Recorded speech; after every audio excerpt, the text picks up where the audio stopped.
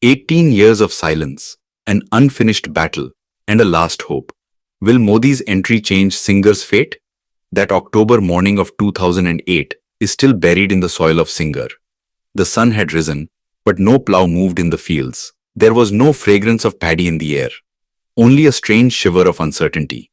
That very day, Ratan Tata made an announcement that turned Singur from just a village in West Bengal into one of the biggest questions in India's industrial history. The Tata Nano project was leaving Singur. With that single sentence, an investment of hundreds of crores, the dream of thousands of jobs, and the future of an entire region suddenly came to a halt. No one knew then that this pause would last for 18 years.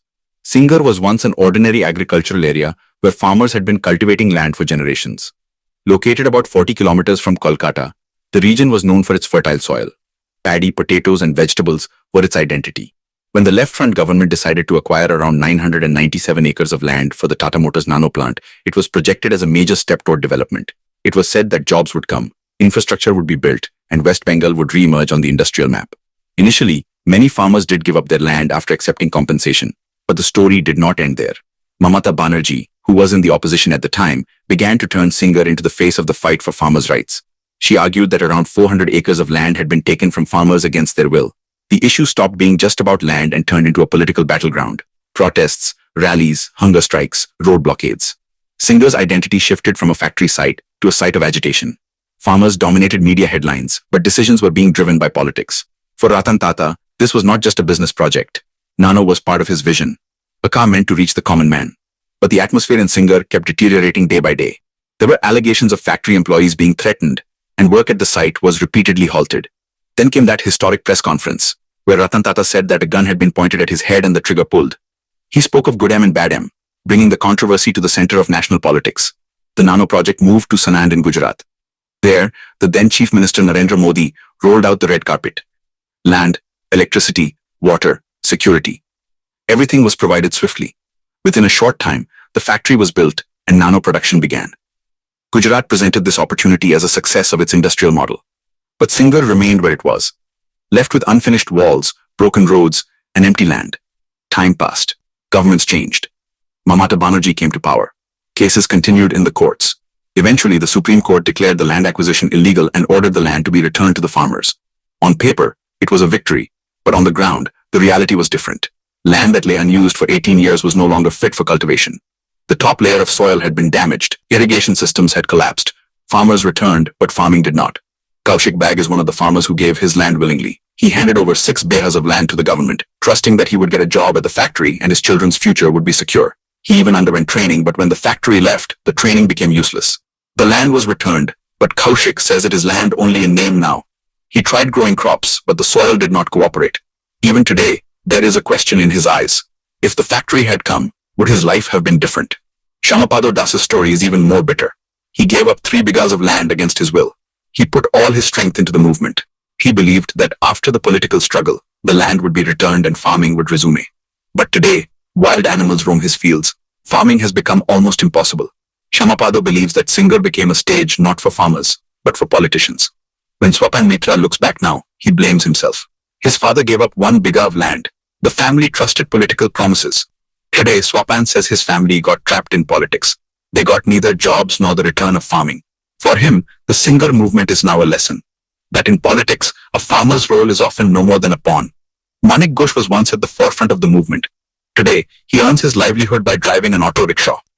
After the land was returned, he tried farming again, but the soil betrayed him.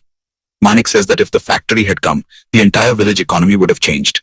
Shops would have opened, schools would have improved, and children would not have been forced to migrate elsewhere. His words carry a lasting regret of a lost opportunity. When the News 18 team reached Gopalnagar, where the spark of the movement had first ignited, the atmosphere had changed. Farmers now openly say that promises were made to them, but none were fulfilled. Ashok Ghosh says their livelihoods were taken away, but no one was held accountable. This sentence reflects not just the pain of one village, but raises a question about the entire system. The Singur dispute gave a new direction to the debate on land acquisition in India. After this, terms like consent, fair compensation, and rehabilitation became part of the law. But the farmers in whose name these laws were changed saw no change in their own lives. Singur is still viewed as a warning for industrial investors, where politics swallowed a project. Now, after 18 years, there is once again some movement in Singur. The reason is the proposed visit of Prime Minister Narendra Modi.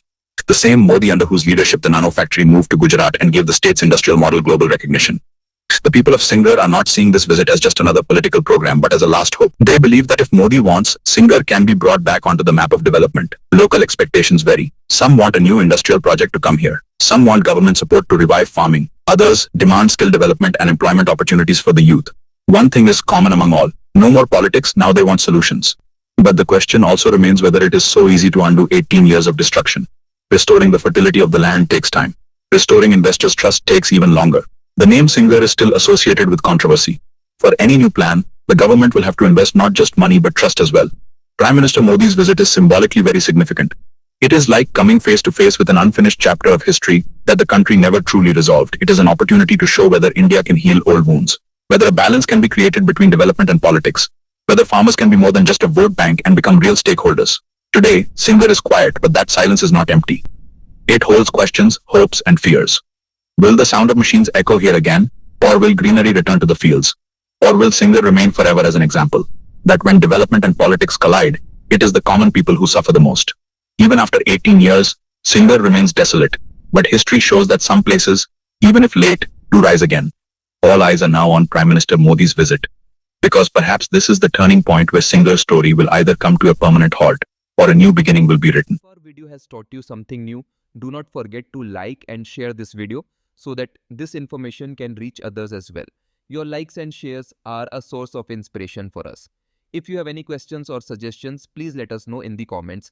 It will be our honor to answer your questions and listen to suggestions. And yes, if you like our content, subscribe to the channel and press the bell icon so that you stay connected with every new story. Thank you. GRT Business YouTube channel sources, news from various news agencies, opinion polls and other public sources. We try to ensure that every report and summary is accurate and verified, but we are not responsible for any dispute or error. Our aim is only to provide you with accurate information.